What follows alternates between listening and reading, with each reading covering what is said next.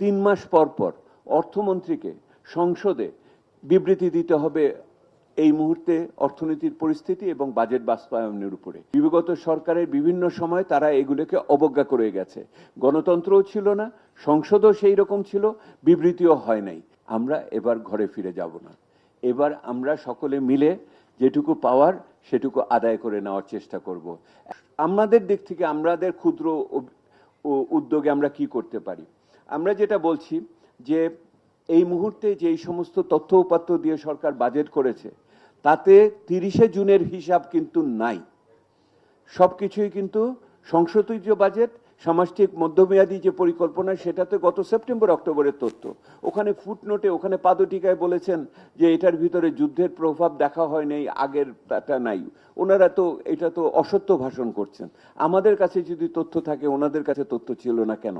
এবং সেহেতু খুবই গুরুত্বপূর্ণ হলো 1 মাসের ভিতরে 30শে জুলাইয়ের ভিতরে এই যে সমস্ত তথ্য উপাত্তের ভিত্তিতে যে প্রাক্কলনগুলো করা হয়েছে এগুলোকে হালনাগাদ করতে হবে চলতি তথ্যের ভিত্তিতে।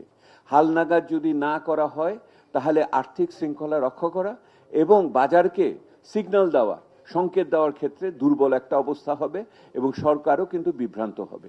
এটা হলো আমাদের 1 নম্বর দাবি। চলতি তথ্যের ভিত্তিতে হালনাগাদ করেন, প্রাক্কলন হালনাগাদ করেন এবং সমস্ত লক্ষ্যমাত্রা হালনাগাদ করেন। 2 নম্বর, আমরা মনে করি যে 2009 সালে একটি আইন আমরা অনেক দাবি দাওয়া করে করেছিলাম, সেটা হলো সরকারের অর্থের সুব্যবস্থাপনার উদ্যোগ। সেইটা অনুযায়ী 3 মাস পর পর অর্থমন্ত্রীকে সংসদে বিবৃতি দিতে হবে এই মুহূর্তে অর্থনীতির পরিস্থিতি এবং বাজেট বাস্তবায়নের উপরে। এই প্রচলনে ফিরে আসতে হবে। বিগত সরকারের বিভিন্ন সময় তারা এগুলোকে অবজ্ঞা করে গেছে। গণতন্ত্রও ছিল না, সংসদও সেই রকম ছিল, বিবৃতিও হয় নাই। এইবার সেটাকে ফিরিয়ে আনতে হবে। আমি প্রত্যাশা করি 30শে সেপ্টেম্বরের ভিতরে অর্থমন্ত্রী প্রথম অর্থনৈতিক বিবৃতি দিবেন যে বাজেট শুরু হওয়ার পরে প্রথম 3 মাসে অর্থনীতি কি ধরনের অভিজ্ঞতার ভিতর দিয়ে গেছে। এটা হলো 2 নম্বর। 3 নম্বর যেটা আমাদের দিক থেকে আমরা উদ্যোগ নিয়েছি, আমরা একটা পার্লামেন্টারি ককাস তৈরি করছি। একটা সর্বদলীয়ভাবে পার্লামেন্টারি ককাস তৈরি করছি, যে এই ককাসের ভিত্তিতে পিছিয়ে পড়া মানুষের পক্ষে সংসদে কথা বলার জন্য কিছু চ্যাম্পিয়ন আমরা খুঁজে বের করার চেষ্টা করব, যারা এটার পক্ষে কথা বলবে, যে কোনো দল থেকে হোক। এইটার জন্য আমরা স্পিকারের সাথে দেখা করে কথা বলেছি, এটার জন্য আমরা ডেপুটি স্পিকারের সাথে দেখা করে কথা বলেছি। ওনারা উভয়ই খুবই এটার পক্ষে আমাদের সমর্থন দিয়েছেন এবং আমি আমাদের পক্ষ থেকে, প্ল্যাটফর্মের পক্ষ থেকে সংসদ নেতা যিনি প্রধানমন্ত্রী এবং বিরোধী দলীয় নেতার কাছেও চিঠি লিখেছি, যাতে করে ওনারা ওনাদের সংসদ সদস্যদের উৎসাহিত করেন আমাদের পক্ষে কাজ করার জন্য। এটাও আমরা আগামীতে এগিয়ে নিয়ে যাব সংসদের ভিতরে জবাবদিহিতা স্থাপন করার জন্য। আর চতুর্থত, আপনারা জানেন আমরা রিফর্ম ট্র্যাকার করেছি। রিফর্ম ট্র্যাকারের ভিত্তিতে আমরা দেখি, সেটা হলো বিভিন্ন রিফর্ম কমিশনের রিপোর্ট আগের থেকে যেগুলিতে আমরা কাজ করেছি।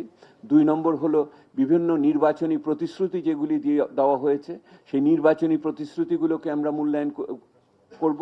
এবং তৃতীয়ত, আপনারা জানেন যে ওই যে $9.5 বিলিয়ন যে ধার আনছে, এইটার ভিতরে ওই যে কেপিআই আছে, যে সমস্ত পারফরমেন্স ইন্ডিকেটর, পরিসম্পাদনের সূচক আছে, সেগুলো কিভাবে সরকার ব্যবহার করছে সেটা দেখব। এবং সর্বোপরি এইবারের বাজেটে যেই পিছিয়ে থাকা মানুষের পক্ষে যেই সমস্ত পদক্ষেপের কথা ঘোষণা করেছে সেগুলো আমরা মূল্যায়নের ভিতরে নিয়ে আসব। সেহেতু আমরা যেটা বলতে চাচ্ছি, আগে বাজেটের পরে সবাই ঘরে ফিরে যেত, আমরা এবার ঘরে ফিরে যাব না।